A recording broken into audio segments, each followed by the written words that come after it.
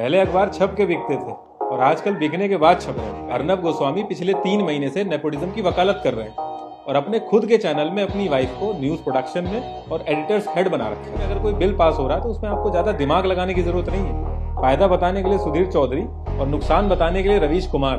अभी रिसेंटली हमारे India TV ने बताया कि हिमेश रेशमिया को एलियन उठा के ले जाएगा। तो एक तरह से गवर्नमेंट भी इनकी ग्राहक है।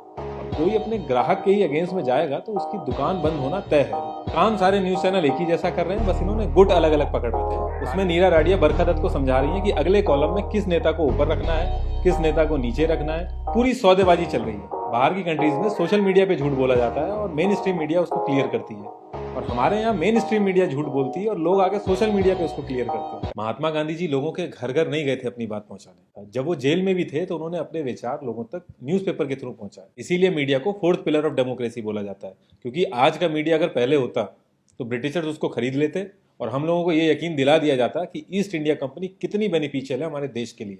Out of 180 countries Indian media 142 number पे है all over the world. Lebanon और अफगानिस्तान, जहां लॉ एंड ऑर्डर की धज्जियां उड़ी पड़ी हैं, वो भी इंडिया से आगे है। जब भी कोई इंसिडेंट होता है तो एक जर्नलिस्ट का काम होता है कि वो बिना अपना ओपिनियन रखे सारी की सारी इंफॉर्मेशन लोगों तक पहुंचाए।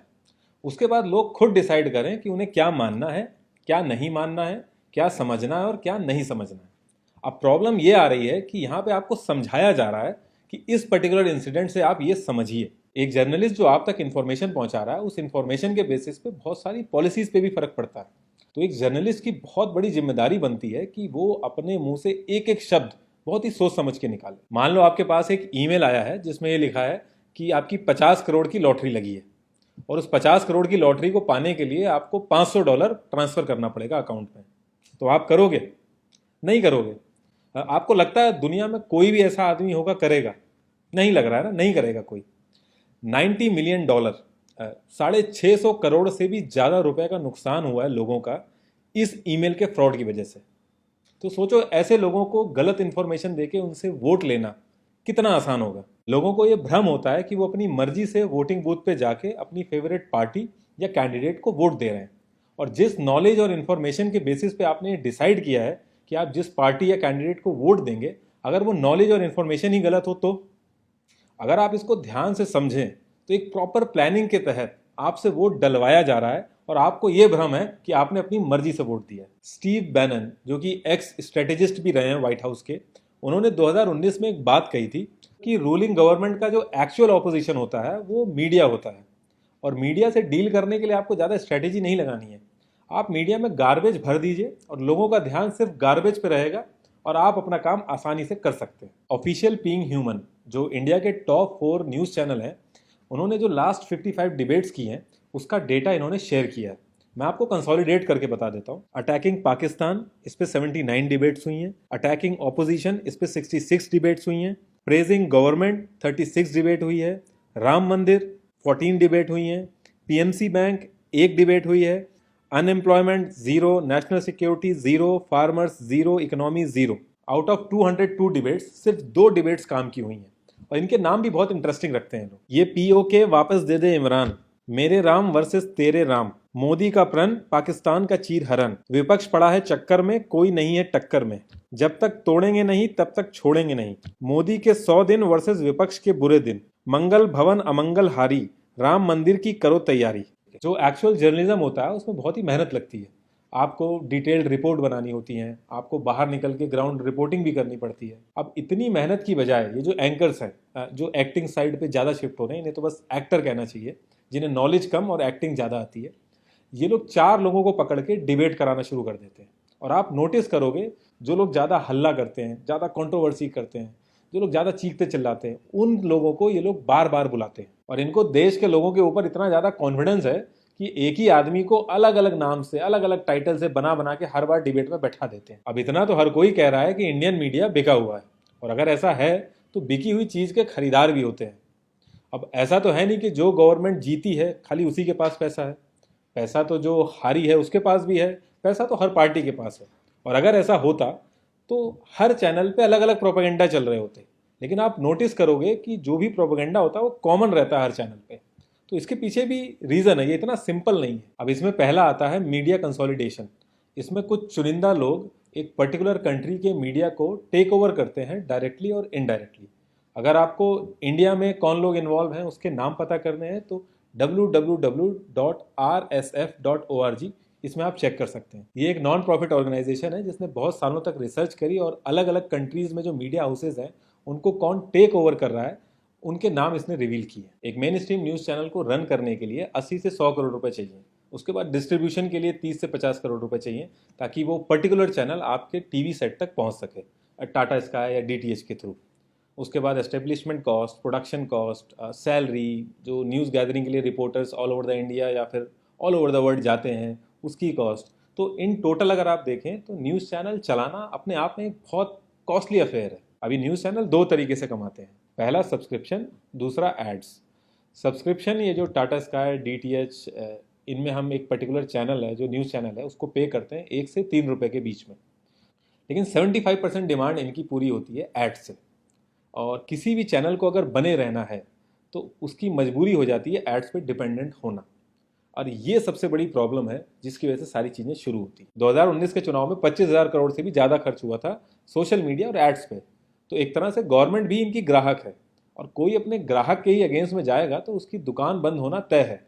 ये जो कॉर्पोरेट कंपनीज होती हैं ये भी अवॉइड करती हैं ऐसे न्यूज़ चैनल को जो गवर्नमेंट के अगेंस्ट बातें करता है, क्योंकि इनकी भी पॉलिसीज पे फर्क पड़ता है। इस चीज़ को तो फिगर आउट कर लिया है न्यूज़ चैनल्स ने कि जो भी रूलिंग गवर्नमेंट है उसके अगेंस्ट में बात नहीं करनी, लेकिन इसमें भी कंपटीशन है, सारे ही चैनल ऐसा कर रहे हैं, तो बात आके फंस जाती है टीआरपी पे। अगर मैं लास्ट मंथ की बात करूं, अगस्त की, तो टीआरपी में जो एंटरटेनमेंट में जो चैनल सबसे ऊपर है वो है स्टार उत्सव, उसके 12 लाख से ज़्यादा इंप्रेशन है। और न्यूज़ चैनल की अगर मैं बात करूं तो रिपब्लिक भारत, उसके 3 लाख से ज़्यादा इंप्रेशन है। मतलब एक एंटरटेनमेंट चैनल के 4 गुना ज़्यादा इंप्रेशन है न्यूज़ चैनल के कंपैरेटिवली। तो इस चीज़ को न्यूज़ चैनल्स ने समझ लिया है कि उनको अपना कंटेंट एंटरटेनमेंट की तरफ शिफ्ट करना पड़ेगा, नहीं तो उनका भी हाल डीडी न्यूज़ जैसा होगा। फेक न्यूज़ में मसाला होता है, एंटरटेनमेंट होता है, लोग रुक के उसको सुनना चाहते हैं। विश कन्या, पाकिस्तान तेरे टुकड़े होंगे, अभी रिसेंटली हमारे इंडिया टीवी ने बताया कि हिमेश रेशमिया को एलियन उठा के ले जाएगा। बाहर की कंट्रीज में सोशल मीडिया पे झूठ बोला जाता है और मेन स्ट्रीम मीडिया उसको क्लियर करती है, और हमारे यहाँ मेन स्ट्रीम मीडिया झूठ बोलती है और लोग आके सोशल मीडिया पे उसको क्लियर करते हैं। पहले अखबार छप के बिकते थे और आजकल बिकने के बाद छप रहे हैं। पहले लोग पॉलिटिकल पार्टीज मैनेज करते थे, आजकल पॉलिटिकल पार्टीज के साथ साथ मीडिया हाउसेज भी मैनेज कर रहे हैं। अगर आपकी जान पहचान में किसी के ऊपर टाडा लग जाए तो पूरी सोसाइटी उसका क्या हाल करेगी, लेकिन एक एक्टर के ऊपर टाडा लगता है, वो पहले तो जेल से निकलने के बाद एक सुपरहिट मूवी देता है और लोग उसको छूने के लिए तरस रहे हैं, बस उसकी एक झलक दिख जाए उसके लिए तरस रहे हैं। तीसरी सबसे बड़ी प्रॉब्लम है कि इंडियन मीडिया के ऊपर कोई मॉनिटरिंग नहीं है। अगर मैं यूके की बात करूं तो वहां पे ऑफकॉम है, ऑफिस ऑफ कम्युनिकेशन। यूएस में एफसीसी है, फेडरल कम्युनिकेशन कमीशन, लेकिन इंडिया में ऐसा सिस्टम नहीं है। थैंक्स टू ट्राई, जो कि हर 3 महीने 6 महीने में ट्राई करता है कि कंप्लेन कमीशन ऑफ प्रेस आए, लेकिन जब से हमारा देश आज़ाद हुआ है ऐसा हो नहीं पाया है। और ये कोई कोइंसिडेंस नहीं है, ये पर्पजली कोई भी गवर्नमेंट चाहती नहीं है कि ये कमीशन आए। बस एक न्यूज़ ब्रॉडकास्ट एसोसिएशन बना रखा है, जो ये न्यूज़ चैनल वालों ने खुद ही बना रखी है। इनकी हायर अथॉरिटी भी यही न्यूज़ चैनल वाले ही हैं। मतलब कि अगर कोई गलती कर रहा है तो उसकी कंप्लेन लेके आप उसी के पास जा रहे हैं, तो ये अपने आप में एक जोक है। इस समय महाराष्ट्र के अंदर इतनी सारी न्यूज़ चल रही हैं। लास्ट टू लास्ट ईयर की अगर मैं बात करूं तो महाराष्ट्र के अंदर 2761 फार्मर्स ने सुसाइड कर लिया। उनको नहीं पता डिप्रेशन क्या होता है। आप किसी से भी पूछेंगे तो हर कोई यही कहेगा कि हाँ, उनको इंसाफ मिलना चाहिए, लेकिन उनको एक्चुअल इंसाफ तभी मिलेगा जब लोगों तक एक्चुअल इन्फॉर्मेशन होगी। और अगर आपको लग रहा है कि अभी गवर्नमेंट चेंज होगी तो ये सारी चीज़ें ऑल ऑफ अ सडन सही हो जाएंगी, तो इट्स अ मिथ। चाहे पहले की गवर्नमेंट हो या करंट गवर्नमेंट हो या आने वाली गवर्नमेंट हो, मीडिया को ये लोग एक ही तरीके से मैनेज करते हैं। और ये सब मैं कोई फिलोसफी नहीं बोल रहा हूँ या अपने मन की बात नहीं बोल रहा हूँ, इन सब के प्रूफ अवेलेबल हैं। कोबरा पोस्ट ने 36 न्यूज़ चैनल्स के ऊपर स्टिंग ऑपरेशन किया और उन्हें पैसे ऑफर किए और भड़काऊ न्यूज़ चलाने के लिए ऑफर किया। ये सारे न्यूज़ चैनल एग्री हो गए और ये सारी जो स्टिंग ऑपरेशन की वीडियो हैं ये यूट्यूब पे अवेलेबल है, आप जाके देख सकते हैं। रिपब्लिक भारत की नेटवर्थ 1200 करोड़ है और अर्नब गोस्वामी उसमें 80 से 85% के शेयर होल्डर है। तो कई सौ करोड़ों के आदमी है वो। ऐसा नहीं है कि वो क्लूलेस है, उन्हें कुछ पता नहीं है, उन्हें बहुत अच्छे से पता है कि वो क्या कर रहे हैं। 3 महीने से नेपोटिज्म की वकालत कर रहे हैं और अपने खुद के चैनल में अपनी वाइफ को न्यूज़ प्रोडक्शन में और एडिटर्स हेड बना रखा है, जबकि उनको तो जो सबसे बेस्ट और कैपेबल एडिटर है वो रखना चाहिए था।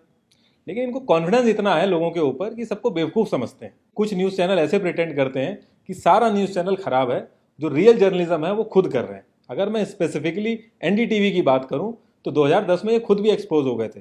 2010 में जब नीरा राडिया केस के टेप्स लीक हुए थे, उसमें नीरा राडिया बरखा दत्त को समझा रही हैं कि अगले कॉलम में किस नेता को ऊपर रखना है, किस नेता को नीचे रखना है, पूरी सौदेबाजी चल रही है। तो आप इसके भी टेप जाके एक बार यूट्यूब पे सुनिएगा जरूर। काम सारे न्यूज चैनल एक ही जैसा कर रहे हैं, बस इन्होंने गुट अलग अलग पकड़ रखे हैं। पार्लियामेंट में अगर कोई बिल पास हो रहा है तो उसमें आपको ज्यादा दिमाग लगाने की जरूरत नहीं है। फायदा बताने के लिए सुधीर चौधरी और नुकसान बताने के लिए रवीश कुमार। अब इन सारी चीजों का सोल्यूशन क्या है? पहला, जो भी आप डेली बेसिस पे न्यूज कंज्यूम कर रहे हैं वो अवॉइड करिए ऐसे सोर्सेज से जो सिर्फ और सिर्फ एड्स पे बेस्ड है। इसमें आप ऑल्टरनेटिव मीडिया का यूज कर सकते हैं। आप थोड़ा सा सर्च करिएगा गूगल पे, तो आप ऑल्टरनेटिव मीडिया डालेंगे तो सारे चैनल आ जाएंगे। ये लोग डोनेशन लेते हैं और सब्सक्रिप्शन बेसिस पे आपको न्यूज़ देते हैं। लास्ट में बस एक ही चीज़ कहना चाहूँगा कि कोई भी फेक न्यूज़ है या फिर कोई प्रोपेगेंडा है तो उसमें आंख बंद करके यकीन मत कर लीजिए। इनफैक्ट ये जो वीडियो भी है, इसके जितने भी सोर्सेज हैं वो मैं यूट्यूब के डिस्क्रिप्शन में दे दूंगा। आप उसको रीड करके वैलिडेट करिएगा, उसके बाद ही किसी बात पे यकीन करिएगा। दूसरी चीज़, आप किस पार्टी को सपोर्ट करते हैं, किस मीडिया हाउस को सपोर्ट करते हैं, उसमें दखल देना मेरा काम नहीं। आप इससे पहले भी बीजेपी कांग्रेस किया है, आपने हिंदू मुस्लिम किया है, एनडीटीवी रिपब्लिक किया है, और आप आने वाले 10 साल तक भी करते रहिए। और अगर आपका 1 रुपए का भी फायदा हो जाए तो आप मुझे आके बता दीजिएगा। आपका फायदा तभी होगा जब आप मुद्दों पे बात करेंगे। प्राइवेट स्कूल इतनी महंगी फीस ले रहे हैं क्योंकि गवर्नमेंट स्कूल में पढ़ाई नहीं होती है। वो 10 साल पहले भी नहीं होती थी, अभी भी नहीं हो रही है और आगे भी नहीं होगी अगर आप अपने मुद्दों पे नहीं खड़े होंगे। सुशांत सिंह राजपूत को सीबीआई इसलिए मिली क्योंकि हम लोगों ने स्टैंड लिया, और ऐसे ही स्टैंड हमें अपने मुद्दों पे लेना है। म्यूजिक ला ला ला ला ला ला ला ला ला ला